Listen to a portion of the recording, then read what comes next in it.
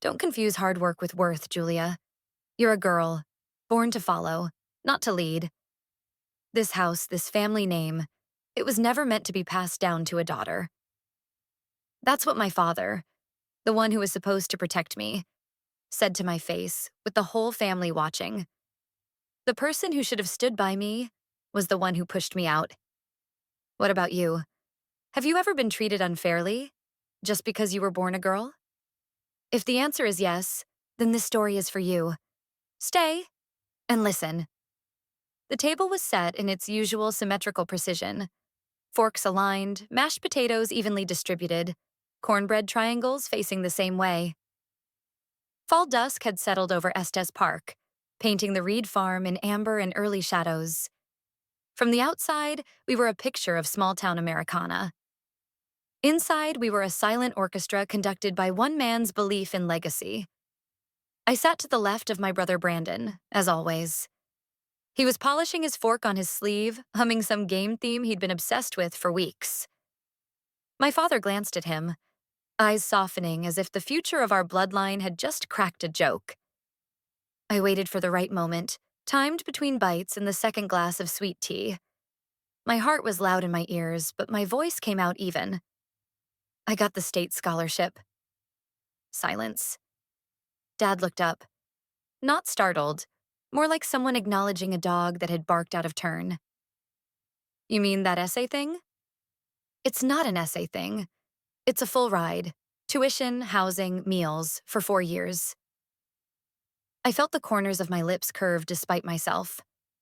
I'd worked for it in secret, studying by flashlight after farm chores, perfecting every paragraph like it was a prayer.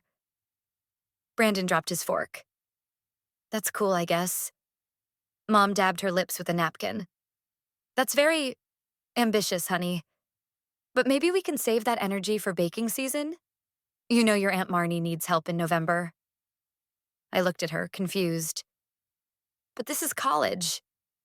Dad finally spoke, voice steady. Girls don't need that much education, especially not to raise a good family. The mashed potatoes suddenly tasted like chalk. I swallowed hard. But I earned it. You got what you needed, Julia. That should be enough. I turned to Brandon, hoping, somehow, for backup. But he was unwrapping a box Dad had just slid across the table. A new iPod. Shiny, preloaded with songs he didn't even know yet. His face lit up. What's this for? For saying you want to be a game engineer, Dad said proudly. That's vision. I stared at the foil wrapping he discarded, my chest aching. I had vision too, and receipts. But none of it mattered. After dinner, I walked to my room in silence. I didn't slam the door. That was not how you survived in this house. I opened my closet, pulled out the envelope with the scholarship letter and the newspaper clipping that ran my name under top youth scholars in Colorado. I'd cut it carefully, trimmed the borders, underlined my name. I folded it all neatly, slid it between 2 old shirts, and closed the closet door. The metal latch clicked like the last syllable in a secret. Then I sat on the bed, hands curled into the quilt Grandma stitched when I was 9. My eyes burned, but not from sadness. Not anymore. This time, it was fury. I wasn't crying because they thought I was less. I was crying because for the first time, I realized they had never even tried to see me at all. Somewhere down the hall, Brandon was laughing. Mom was probably already washing the dishes I cooked. And Dad? He was done with the conversation the moment he'd decided it wasn't about his son. The house smelled of cinnamon and betrayal.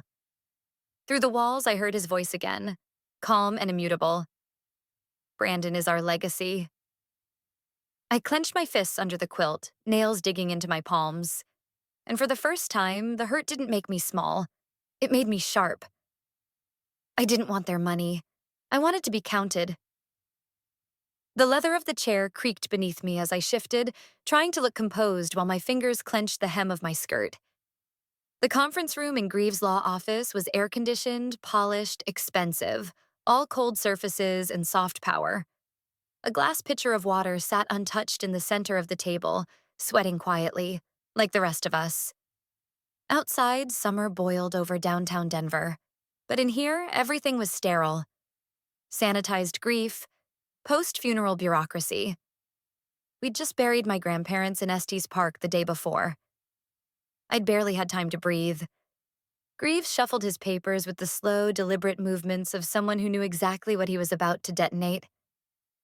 I tried to ignore the prickling at the back of my neck, the same warning I'd learned to live with since I was a teenager. Dad sat with his arms folded, serene.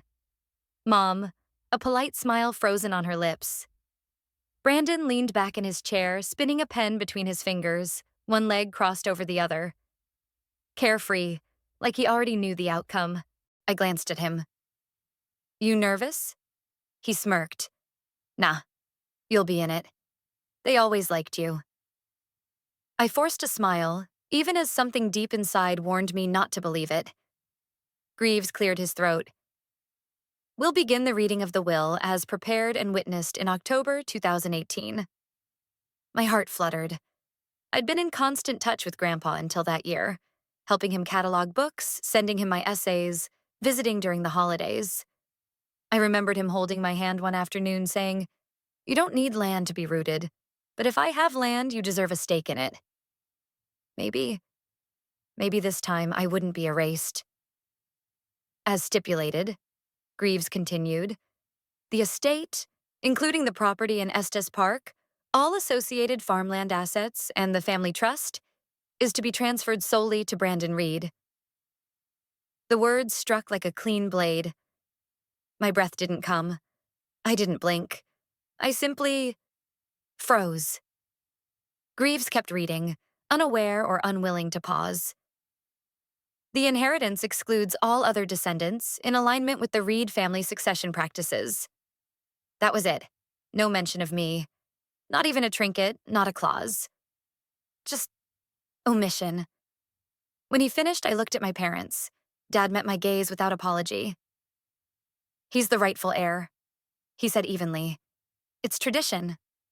Mom nodded, adjusting her scarf. Doesn't mean we love you less. You have your life, Julia. Brandon has the land. I turned to my brother. His eyes darted away, focused on the table. He didn't say a word. No one did. I reached into my bag and pulled out a small brass key, the one Grandpa had given me when I was 12, the one that opened the side door of the old house. I placed it on the table, carefully, deliberately. Then I stood. I guess it was never mine to begin with. Brandon flinched. I think Mom made a sound, but I didn't stay to find out. I walked out, heels tapping sharp on polished tile. The air outside hit me like a slap. Hot, real, unfiltered. I didn't cry. There was no room left for tears, not after all these years of hoping. I reached the elevator and pressed the button, jaw tight, throat burning. Just before the doors closed, I heard it. Soft, muffled behind the heavy oak of the conference room. My father's voice, low and careless. Good thing Brandon never told her what really happened. The elevator began to descend, smooth and silent. But inside me, something cracked wide open.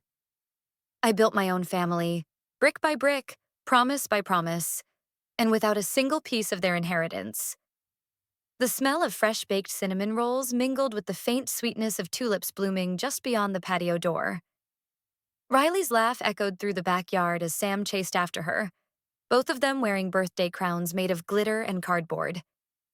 Spring in Fort Collins had arrived like an open palm. Warm, bright, full of color. Inside, balloons floated lazily along the ceiling, and the dining table was covered in streamers, paper plates, and carefully wrapped presents. Alex was adjusting the height of a handmade banner that read, "Happy 5th birthday, R and S." I watched from the kitchen, stirring lemonade, smiling at the way the sunlight kissed the edge of her cheekbone. She turned to catch me staring and winked. "Everything good, Jules?" "Almost," I said, walking over to fix a crooked bow on one of the presents. "Do you think we bought too many dinosaur stickers?"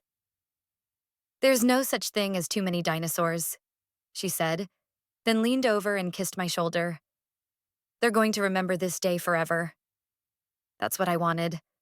A memory worth keeping. Mrs. Helen from next door dropped by with a strawberry pie and a warm, approving smile. I've lived next to a lot of families, she said, watching the twins tumble through the tulips. But I've never seen a mother so steady. I laughed, though something tightened in my chest. I didn't have a mother figure, so I made one up. Helen patted my arm. Well, whoever you made up, she raised you right.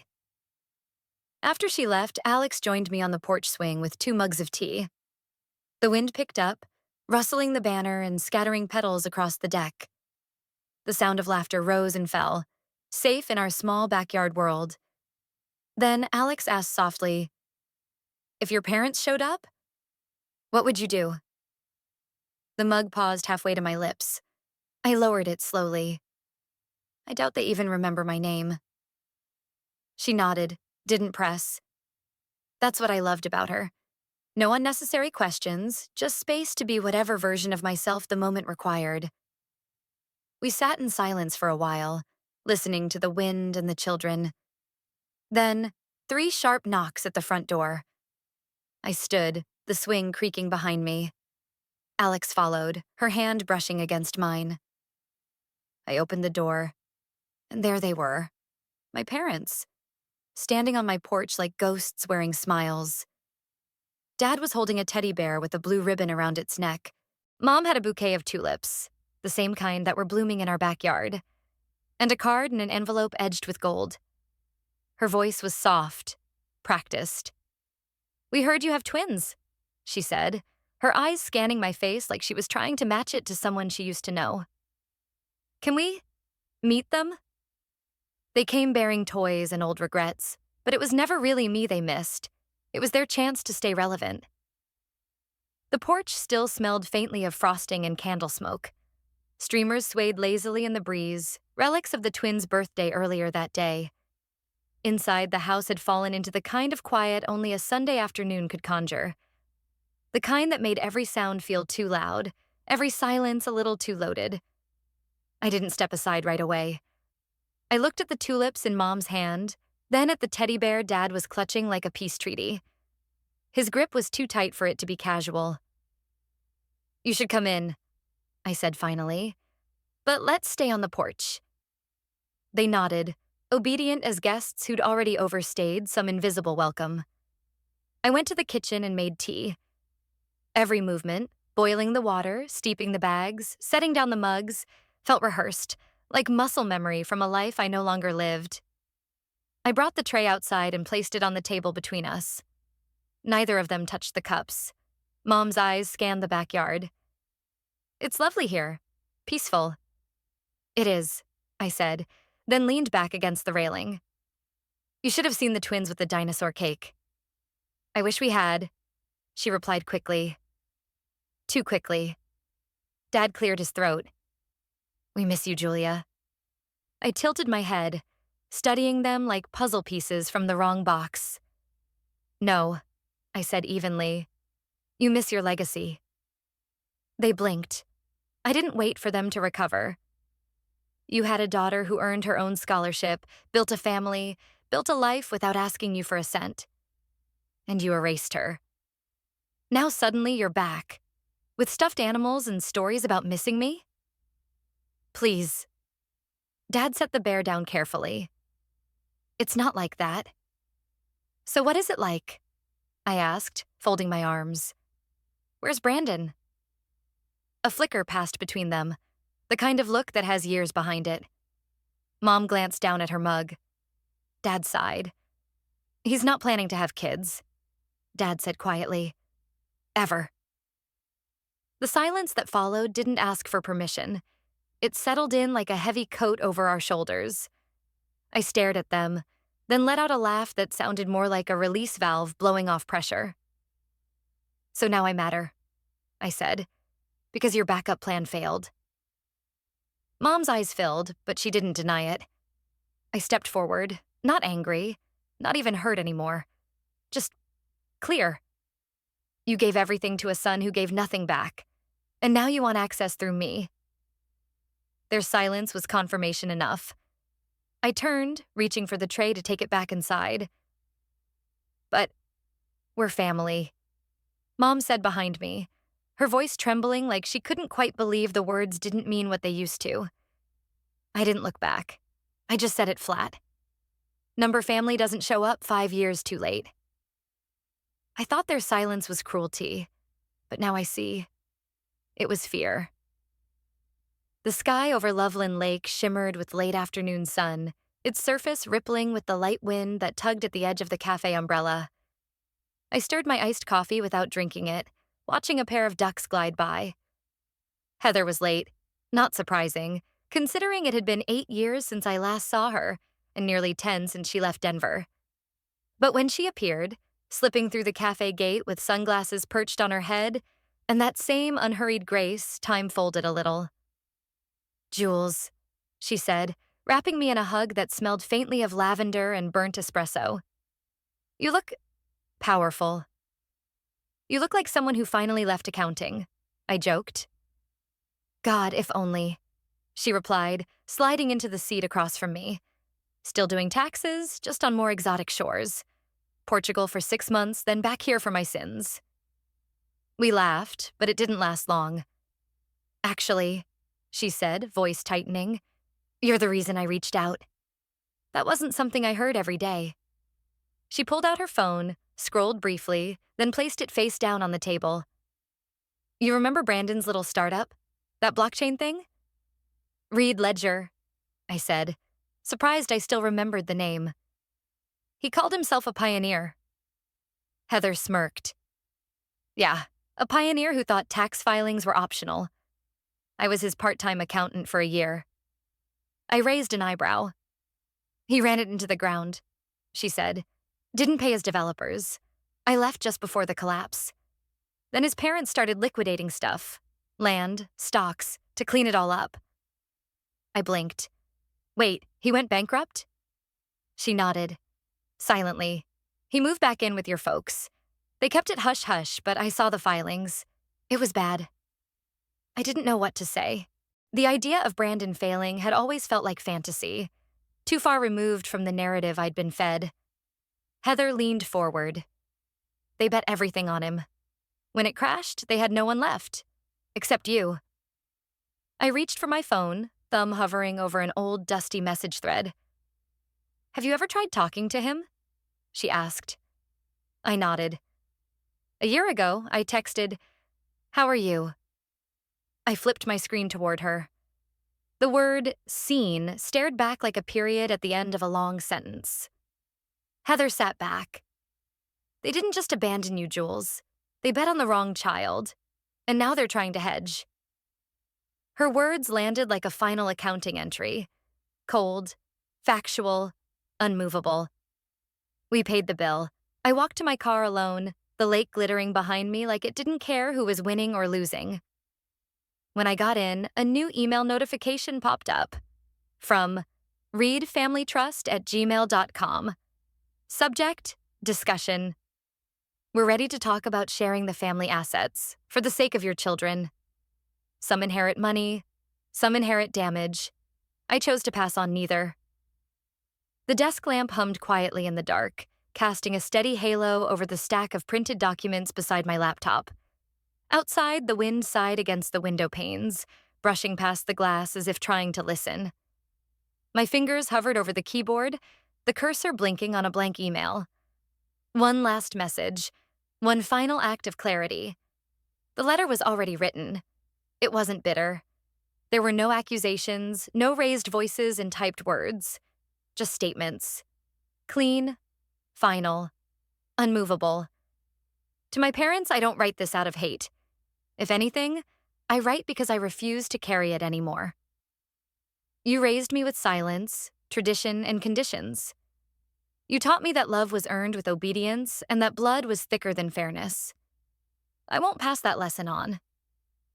Attached, you will find 2 documents. The first is a no-contact order, signed and notarized. The second is a declaration of estate severance. I am removing myself from all familial trusts and expectations. Any attempts to contact me or my children will be processed through my legal representative, Ms. Teresa Lynn, this isn't revenge, it's release. Goodbye. I read it twice. Then I pressed send. Teresa replied within minutes, her response coldly professional. Confirmed. I will handle all future communications. Take care, Julia.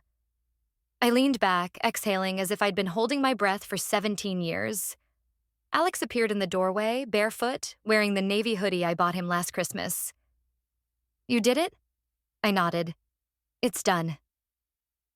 He stepped into the room, sitting beside me on the couch. His hand found mine. No second chances? No second chances, I echoed. The silence that followed wasn't heavy. It wasn't grief. It was light, like the soft hush after closing a chapter that had dragged on too long. Later that night, I walked into the twins' room. Riley had kicked off her blanket again, and Sam was curled around a stuffed fox like it was his lifeline. I knelt down, tucking the blanket back over them, brushing a strand of hair from Riley's face. You'll never beg for love the way I did, I whispered. Not in this house. Not in this life. My phone buzzed softly as I walked back to my office. New email. From Heather. Subject. Right choice. You made the right choice, and I think I'm ready to do the same with my father. There was a time I thought silence was noble. That if I stayed small, stayed grateful, stayed quiet long enough, maybe someone in my family would notice me. Not out of obligation, but because I mattered. I mistook my own erasure for humility. And by the time I realized that, I had spent years building a life around the hope that they might someday see me. But they didn't. They saw my brother. They saw his dreams, his failures, even his silence. And they wrapped their entire definition of legacy around him like it was sacred. As for me, I was expected to support from the sidelines. Or better yet, disappear. So I did. I disappeared into scholarship applications that no one read. Into rooms where I was spoken over. Into family dinners where my achievements were dismissed with a glance, while Brandon got a standing ovation for simply existing. For a long time, I tried to earn my way back into their story. I thought if I just achieved enough, if I became someone they couldn't ignore, maybe they'd finally offer a seat at the table. But here's what I learned. Some tables aren't worth sitting at, especially when the chairs were never built for you in the first place. So I built my own table, my own home, my own name. And then one day, they came back. Not because they missed me, not because they finally understood the damage they'd done, but because their golden child had nothing left to give. And suddenly the daughter they'd erased became useful again. But I wasn't angry. Not then. Because by the time they knocked on my door, I had already learned the most important truth. I didn't need to be chosen by them. I had chosen myself. Still, there was a final decision to make. One that didn't involve yelling or revenge or making them beg. I simply wrote the truth, sent it through my lawyer, and deleted their number from my phone. No drama, no apology owed, no second chances offered. I thought I'd feel guilt. Instead, I felt free. Because justice for me didn't look like punishment. It looked like protection. It looked like setting fire to the bridge they only remembered when they needed something. It looked like standing still while the past tried to reach me, and not moving an inch. They don't get access to this version of me. The one who healed without their help. The one who raised children who will never have to ask, why wasn't I enough? I used to think inheritance meant land or money or bloodlines, but I know better now. Some people inherit trauma, others pass it on. I chose to break it. They'll say I was cruel, that I turned my back on family. But here's the truth. I didn't walk away from love. I walked away from conditions. And when justice finally came, it didn't shout. It whispered, you don't owe them your peace just because they lost theirs. I chose peace anyway. And this time, it has my name on it. Wait. Before you go, I have one more story. It's not fiction. It's not loud. But if you've ever been told to sit down, stay quiet, or settle for less, this demo is for you. Because sometimes the softest voices carry the sharpest truths. Now listen closely. This family wasn't built for a daughter, so I built my own. My father once told me, "You're a girl, born to follow, not to lead." This house, this name, they weren't meant to be passed down to a daughter. That was the night everything snapped. I had just told them I'd won a full-ride state scholarship. 4 years, tuition, housing, meals. I'd earned it. Quietly, stubbornly, while doing chores and studying by flashlight. But to them, it was a disruption, an inconvenience. Dad dismissed it as an essay thing. Mom asked if I could wait until after baking season. My brother Brandon? He got an iPod and a pat on the back just for saying he wanted to make video games. That was the night I realized. They didn't just underestimate me. They never even tried to see me. Years later, after my grandparents' funeral, we gathered to hear the will. I still had hope. Grandpa and I were close. He once told me, "If I have land, you deserve a stake in it." But when the lawyer read it aloud, everything, estate, trust, farmland, went to Brandon. I wasn't even mentioned. Dad said it was tradition. Mom added, "You have your life. Brandon has the land." I walked out. But just before the elevator doors closed, I heard my father murmur, "Good thing Brandon never told her what really happened." That was the moment I stopped mourning their approval. I started building without it. I built a family from scratch, a home filled with laughter, soft hands, and Sunday lemonade. A place where my children would never have to wonder if they mattered. Where love wouldn't be conditional. Years passed. Then one afternoon, after my twins' birthday party, there was a knock at the door. It was them, my parents. Dad held a teddy bear. Mom had tulips. "We heard you have twins," she said. "Can we meet them?" But they didn't miss me. They missed their legacy. And their backup plan had failed. Brandon had no children, no future to carry the name. So now they came to reclaim me like I was something left behind. I let them sit on the porch. I served tea I knew they wouldn't drink. And I told them the truth. You had a daughter who built everything without you. And you erased her. Now you want access through her? Number family doesn't show up 5 years too late. That night, I sent one final email through my lawyer. No contact. Estate severance. Not out of hate, but out of peace. I didn't walk away from love. I walked away from conditions. Because some of us don't inherit wealth. We inherit damage. And I chose to pass on neither. If you've ever been dismissed for being a daughter, ignored while your brother was praised for breathing, or told you were too much just for existing, this story is yours too. Like if you've ever had to build yourself from nothing. Subscribe for more true-to-the-bone stories like this.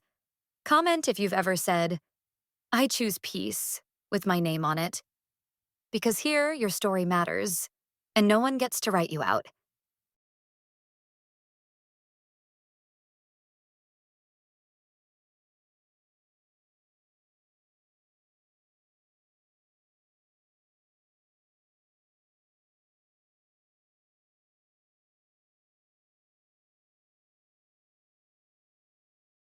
Celeste, you were never forgotten. You were never important enough to remember. You were background noise, something this family learned to live without. Those were my mother's words, said right in the middle of the dinner party, in front of business partners, reporters, and a room full of people waiting to see me fall. That sentence didn't need to be loud. It humiliated me with its quiet certainty. Has anyone here ever been dismissed, belittled, or erased by the very people who were supposed to love them? If so, then this story is for you. I stepped through the arched glass doors, the sea breeze still clinging faintly to my silk sleeves. A hostess in black led me in with a smile too trained to be sincere. I caught the slight pause in her step when she saw there was no name card for me, only a vacant chair near the swinging kitchen doors. The table stretched out like a runway of gold and glass. Every place set with folded menus, crystal flutes, and nameplates etched in cursive. All except mine. A memory flickered.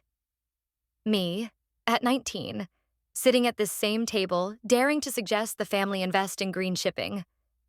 Vanessa laughed behind her wine glass. Brielle rolled her eyes. My father sighed like I'd asked him to donate a kidney. Now, none of them even turned to greet me. The chair they'd left, if it could be called that, was practically in another zip code. A gust from the kitchen stirred the hem of my dress as I sat down. One cousin blinked at me, then went back to scrolling his phone. A waitress poured me water without meeting my eye. The string quartet played something delicate. Debussy, I think. The music flowed gently through the marble hall, dulled only by the occasional clink of cutlery or a rehearsed laugh. My sisters, radiant in matching champagne tones, stood at the head of the table. Vanessa held the mic first. We're so honored to be here tonight, continuing a family legacy that means so much to all of us. I let her words fall over me like a silk sheet. Polished, market-tested, hollow. Next came Brielle. Never one for subtlety. Let's raise a glass, she said brightly, to the builders in the room, to those who see the world as it is and shape it. Pause, smile. Then, and to the idealist among us who always had cute visions. Laughter. A few heads turned to me, some curious, some entertained. I didn't blink. Vanessa gave a quick tisk and smiled toward our parents. Evelyn and Richard Monroe sat like portraits. Flawless posture, diamond-edged expressions. My mother caught my eye. For a second, I saw something shift behind the frost. Then she looked away. My plate arrived, late, lukewarm, unaccompanied by the server's polite murmur that everyone else received. I cut into the lamb anyway. Let them believe I was unfazed. Conversation flowed in rivulets of champagne and gossip, corporate mergers, summer estates. Vanessa recounted a speaking tour she'd just finished. They loved me in Paris, she said, and people nodded like they'd seen it themselves. I excused myself quietly and stepped down the hallway. Framed photos lined the wall.